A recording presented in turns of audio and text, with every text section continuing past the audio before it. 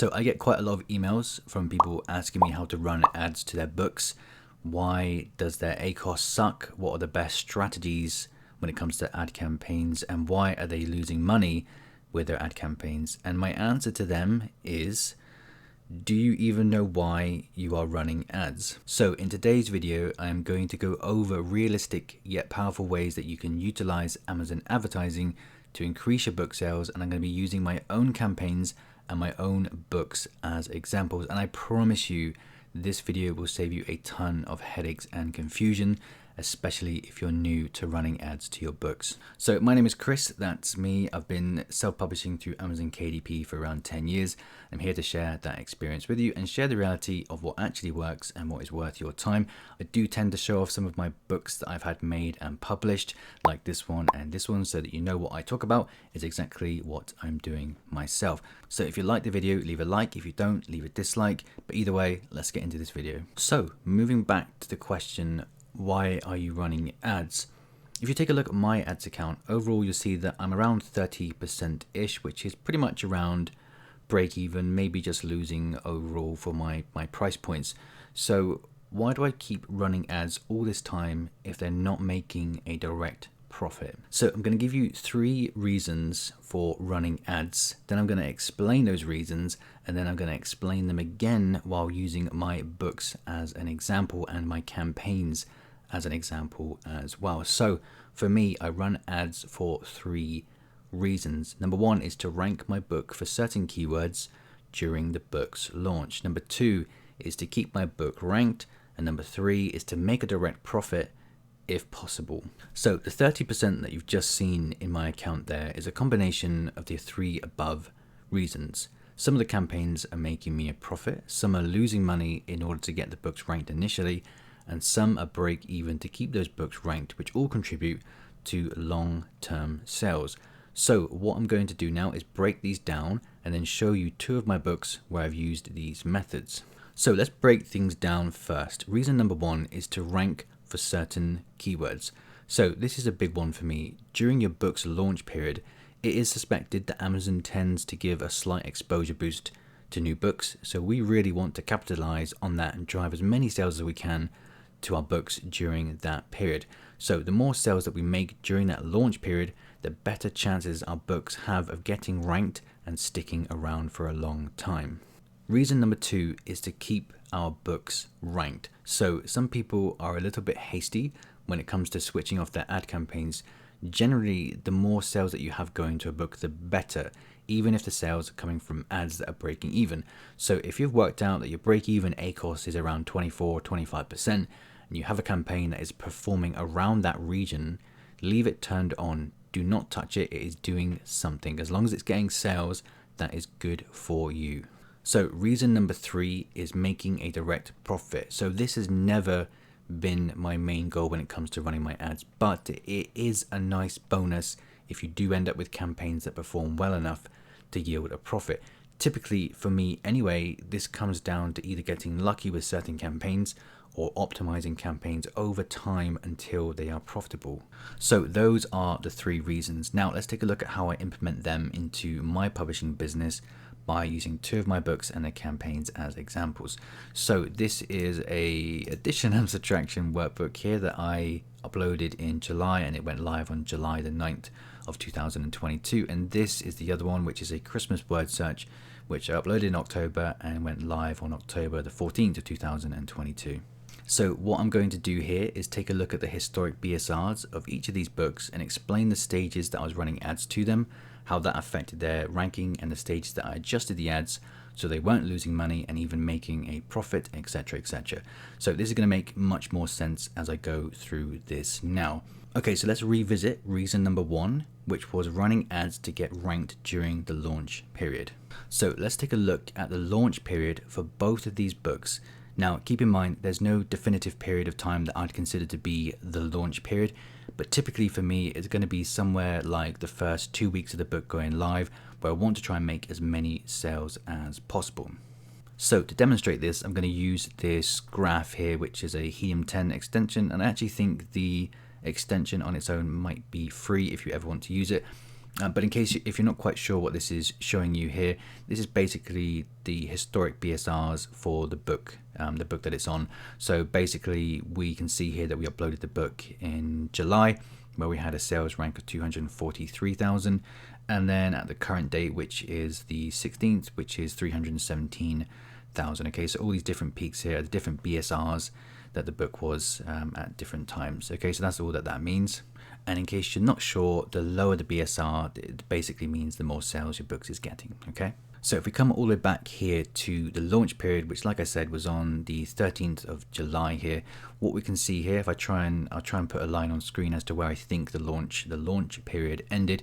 We kind of went, I think maybe a couple weeks of just running ads to the book quite heavily. Okay, so up until possibly around the 3rd of August, I was running ads to this book quite heavily at a loss.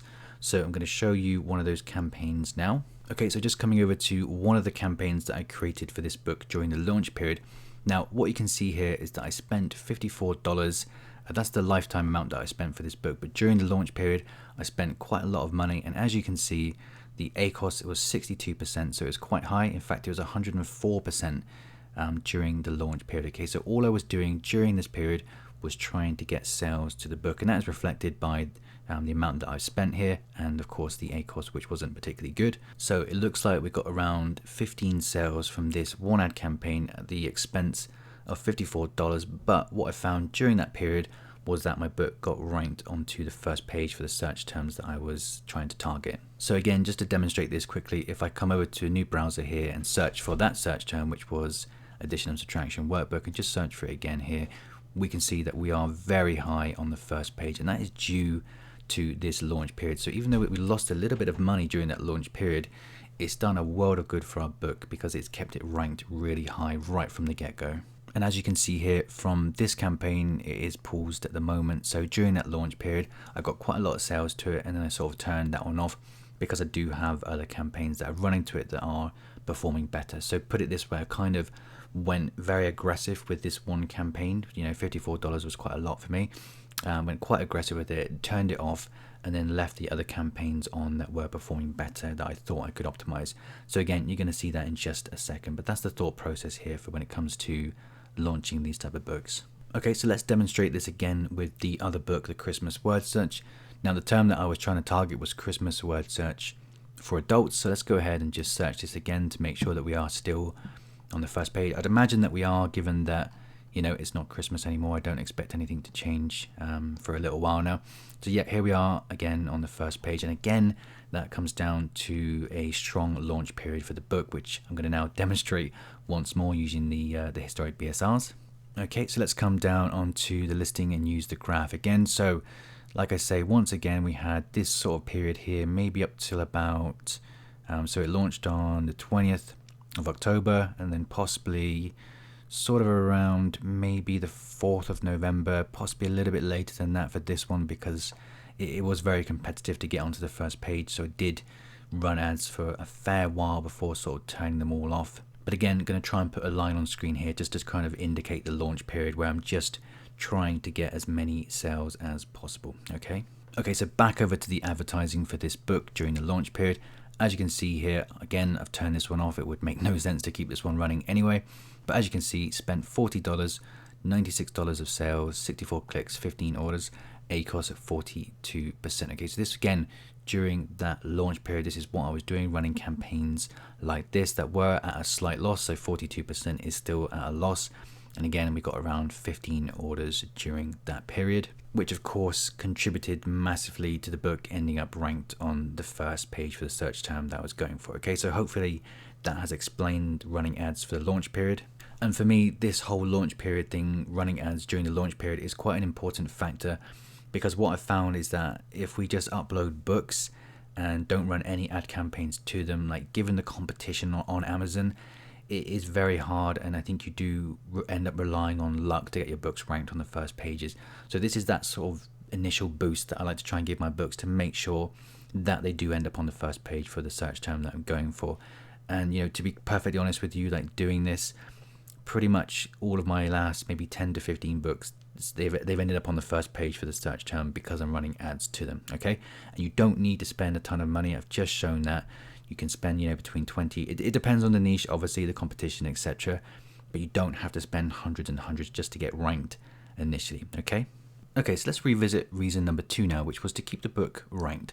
So it's worth noting at this point that even though I ran campaigns aggressively to the books during their launch period, I say aggressively, but we really didn't spend that much money. It is worth noting here that I did run other campaigns as well. But what I do when the book is launched is I run those campaigns that are aggressive, but I also start running other campaigns as well. So what I do every single time I launch a new book is run this aggressive campaign, like I've just shown you for the launch period, and then run campaigns alongside that as well that are nowhere near as aggressive, okay? So what I mean by that is running like 4 or 5 other campaigns. So just trying a variety of different campaigns, so product targeting, auto targeting. But what I'm doing with those other campaigns outside of the launch campaign is really lowballing Amazon. So if the suggested bid on the ads was like 20 cents, I'm sort of going near the low end of that as well. So 17 or 18 cents for those campaigns, okay? So hopefully that makes sense, is that I have that really aggressive launch campaign, and then alongside that, I'm kind of lowballing Amazon, hoping that I get lucky with these other campaigns as well. And with these other campaigns, this is what I'm going to call the sort of optimizing campaigns, okay? So these are the ones that I managed to leave on over time, and then later on I can look at sort of scaling those campaigns up, okay? So I'm going to explain that in a little bit more detail now. Okay, so let's use the addition and subtraction book as the example again. So remember, we had that sort of launch period, which was for the first couple weeks, and then during that we're also running these other campaigns as well. So the ones with much lower bids, okay, the ones that are going to bring in clicks at a much slower rate, some not even bringing any clicks in at all, okay? So the problem, so what is going to happen here is that when we run those campaigns up until, let's say, the first couple months here, we're going to be able to optimize them over time, but without spending too much money, okay? Because we're lowballing Amazon with our clicks and our bids, we're going to be able to optimize them over time because those clicks are coming in slower, but it also means that we're not just dumping a ton of money into each campaign, okay? So hopefully that's making sense. So for example, if we look at this campaign here, and we just keep calling these the optimizing campaigns or something like that. So what we can see here is that I launched this campaign at the same time as the launch campaigns, the ones where I'm going aggressive with, but I'm spending much less money on this one. So this is only $20 over the last few months. In its lifetime, it's only spent $20, but the ACoS is decent and it's still making sales, okay? So I'm optimizing this over time as I go along, okay? So doing things like adding in the negative search terms or changing the bid amount. Okay, so again, this is another one here, which is a product targeting campaign. And as you can see, its lifetime only spent $11, but come back with 9 orders. Okay, so and the ACoS is 15%, which of course means we're making a profit with this one. Okay, so hopefully this is making sense.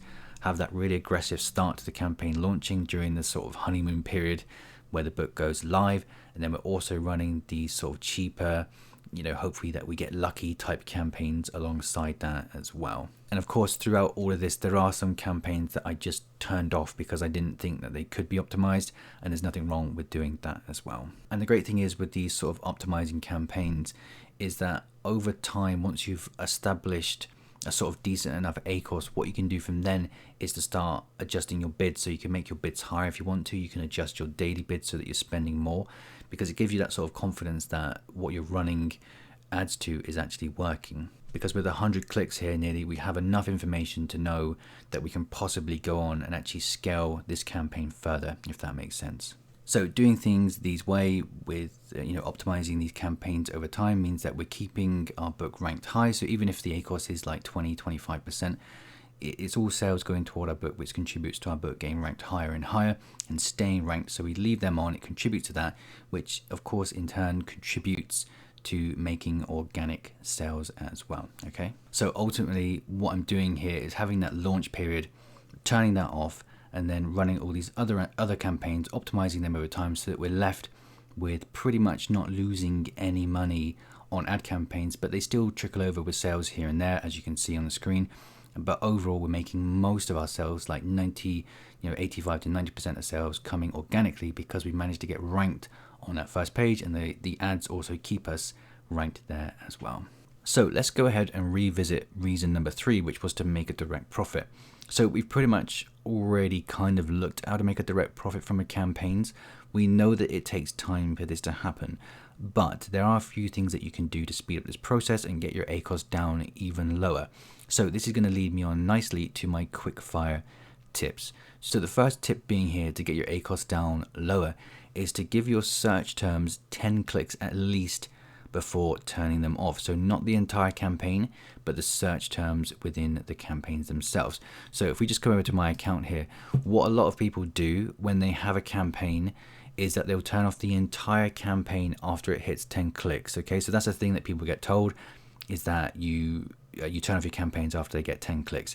So if you have an auto campaign going, or any campaign that has more than one search term, it's going to be spread out. Your clicks are going to be spread out across those search terms.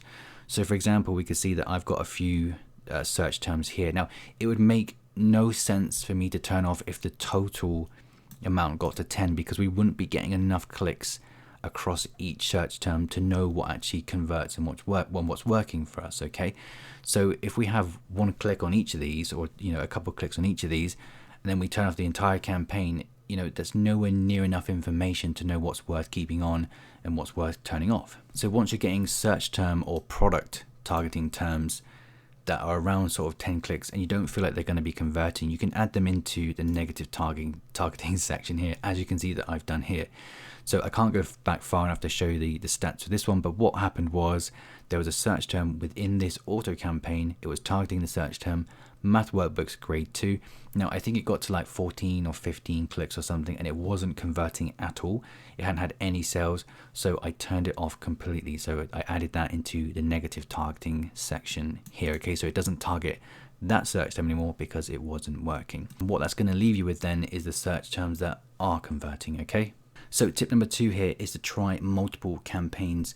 So no matter what you read or hear, there isn't going to be one type of campaign that is just going to be amazing for everyone that tries it. And you probably saw at the start of this video, as I was going through my accounts, you can see that I run lots of different types of campaigns. So last month, one of my best performing campaigns was an auto campaign, whereas this month, one of my best is a product targeting campaign for a batch of notebooks. Okay, and you can even go as far as to create multiple campaigns that are exactly the same, but with slightly lower or higher bids. And if you're new to doing ads, you can try those.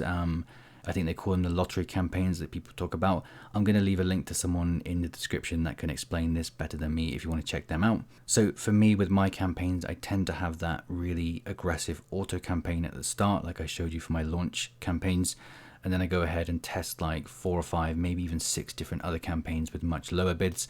So I'll have one that is an auto campaign with a really low bid, then I have one with an auto campaign that's a sort of medium-ish bid, and then I have like a manual campaign that's low, and then I have a manual campaign that's sort of a bit higher, and then I'll try like a product targeting campaign, and then I'll try one where there's loads of different books in one campaign. I just try loads of different types of campaigns. And if you're going to be trying lots of different campaigns, you want to make sure that you are low balling Amazon, because you're going to end up spending a ton of money, which obviously you don't want to do. Okay, so tip number 3 is to be careful with dynamic bids. So those 3 options when you come to creating your campaign. You need to be careful using the up and down option, because that can double your ad spend. So make sure you read exactly what you're getting yourself into when you're using dynamic bids. So if you're just starting out with ads, then you can just go ahead and use the down only bid option. Tip number 4, and this is the last one, it's going to be the end of the video now, it's been slightly longer, but tip 4 is to not run ads just because of videos like this. So when all is said and done, you can know all the fancy ad strategies on the planet, but if your book isn't desirable, your ad campaigns will probably just tank. So if you're new to KDP and you think that running ads is going to be some sort of secret formula for making you sales, then I would definitely think again and really focus on creating a high quality book. And I know it's so cliche to keep saying create a high quality book, but you're going to get much better results with your ads if you focus on what your audience is actually looking for within the niche that you're publishing within. And if you go into ads without taking that into consideration, I can guarantee that you're going to lose money and your ACoS is going to be bad, and then you're going to end up quitting running ads because you're losing money. Okay, so if you're new to this, you are desperate to test ads, then make sure that you go very low with your budget and try lots of different campaigns until some of them get lucky, is what I would do. And actually, before I end this video, got one more sort of bonus tip here. I say bonus tip, I actually just forgot to mention it, but that is to have a monthly budget that you create your campaigns around. Okay, so I go into running ads knowing what I'm happy to lose per month on ads. Okay, so I know it's a bit of a strange attitude to have, but if I go into this thinking I'm going to lose, $250 a month on ads, or I'm happy to lose $250 on ads, then that way I know that I'm comfortable spending that amount. And I base pretty much all of my campaigns, the amount of campaigns in my daily budget, I create them around that number. Okay. And of course, you have to take in mind that if your budget per month is like $10 to $20, it's going to take you much longer to get enough information back from Amazon. So it's going to take you a long time if that is your budget. Whereas if you had like a $200 budget, you're going to get the information back much quicker, and you'll be able to see success much quicker as well. Okay, that should be obvious. Okay, so that is it for this video. I hope that's given you a better understanding of how I run ads, at least. If you like this type of content, I'd love for you to be on board and subscribe. I've got a ton of videos coming out this year. Every single Wednesday, we've got more videos about ads, coloring books, AI, even notebooks, and pretty much everything publishing related. But anyway, that's it for this video. I'll see you next Wednesday.